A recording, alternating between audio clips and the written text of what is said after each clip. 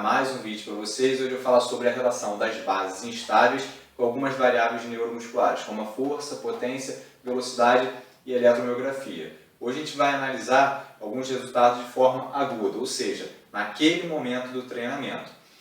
Quando a gente fala sobre bases instáveis, a gente descreve sobre superfícies que geram certa instabilidade. Então a gente fala do Bosu, da prancha de equilíbrio, da bola suíça. Todos esses recursos eles têm sido muito utilizados nas academias. Mas se a gente pensar na força, na potência, na velocidade e na eletromiografia de forma aguda, será que o uso de bases instáveis é tão eficiente? O que a gente vê é o seguinte: alguns estudos sugerem que quando a gente fala de força, potência e velocidade usando bases instáveis e de forma aguda, a produção de força ela tende a diminuir, a produção de potência ela tende a diminuir e a produção de velocidade ela também tende a diminuir. Então, se o objetivo da sessão for força, potência e velocidade de forma aguda, talvez o uso de bases instáveis não seja tão interessante. Em relação à eletromiografia, existe uma certa divergência. Por quê? Porque depende da função do músculo. Quando a gente fala de músculos agonistas,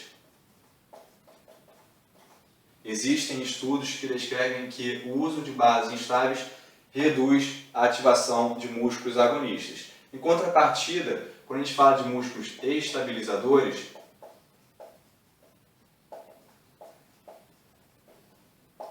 existem estudos que descrevem que a função desses músculos aumenta. Então, se você pensar na função do agonista, talvez essa ativação reduza. Mas, em contrapartida, em relação aos estabilizadores, essa ativação aumente. Então, é buscar qual é o objetivo do seu treinamento, tentar identificar essas alterações que ocorrem com o uso de bases instáveis e ajustar o seu uso de acordo com o objetivo.